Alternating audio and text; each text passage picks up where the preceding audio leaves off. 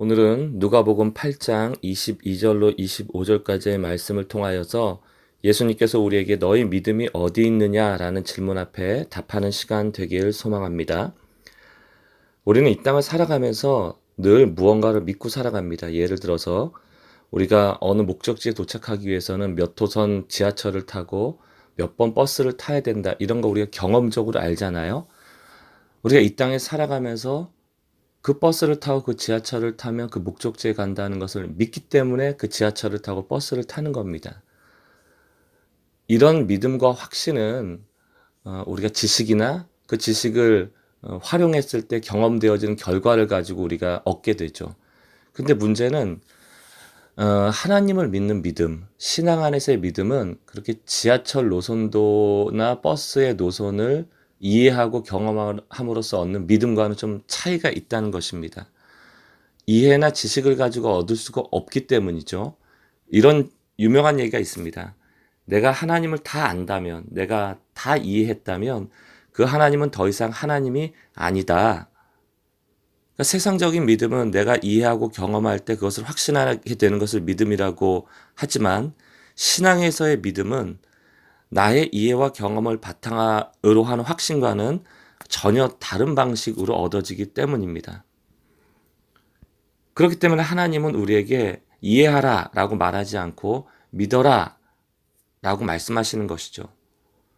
히브리서 11장 3절 말씀과 6절 말씀 보면 믿음으로 모든 세계가 하나님의 말씀으로 지어진 줄을 우리가 아나니 보이는 것은 나타난 것으로 말미암아 된 것이 아니니라.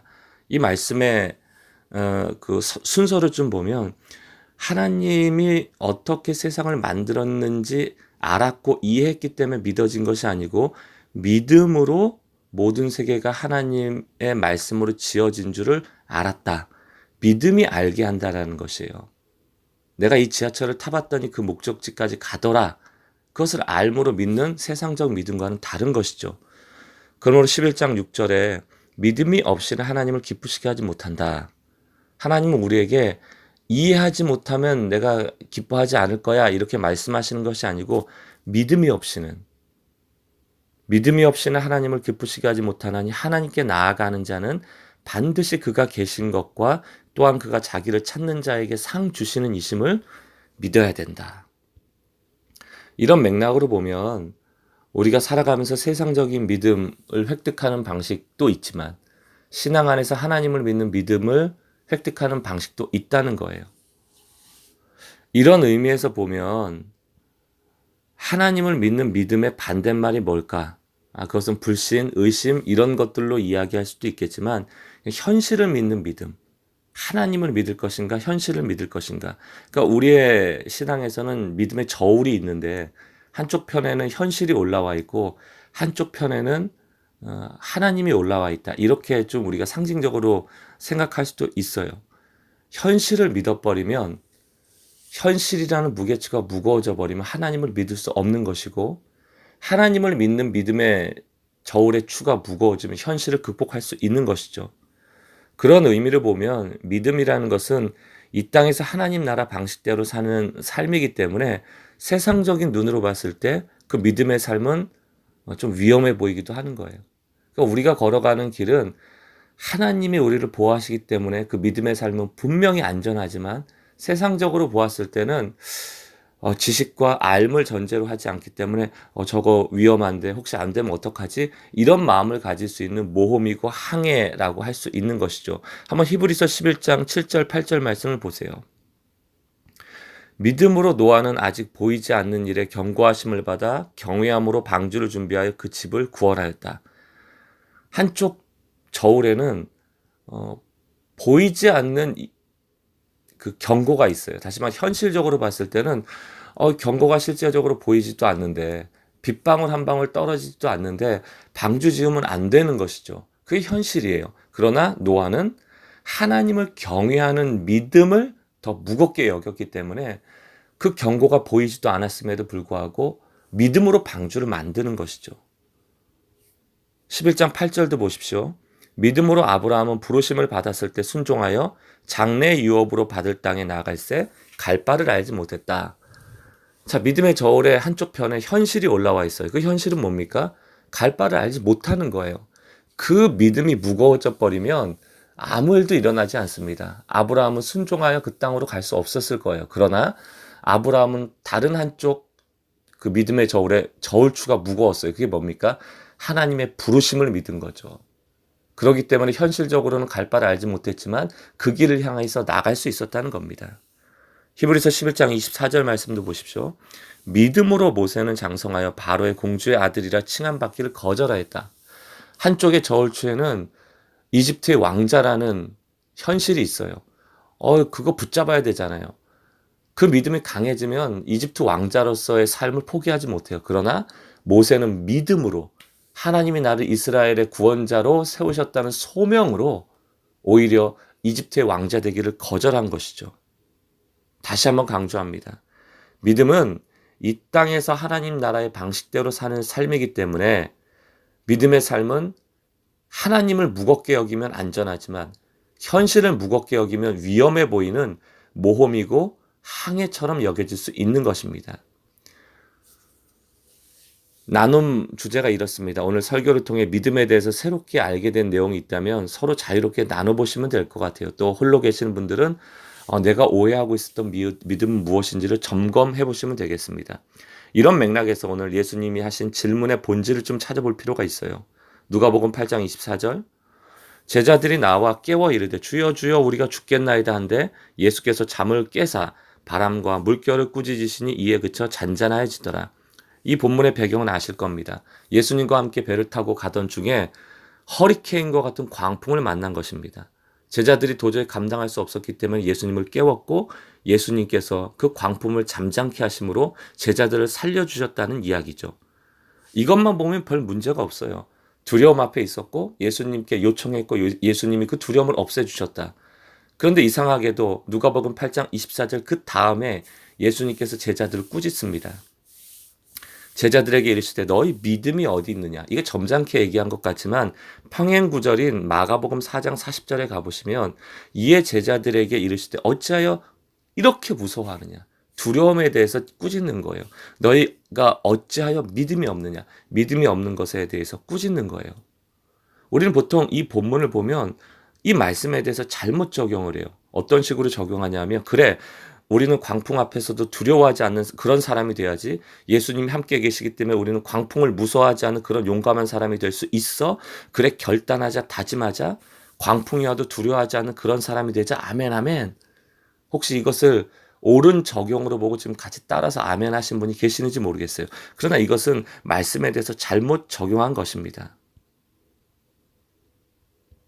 결론부터 말씀드리면 예수님이 너희 믿음이 어디 있느냐, 왜 두려워했느냐 꾸짖을 때 우리에게 광풍을 이기는 자가 되라는 게 아니에요.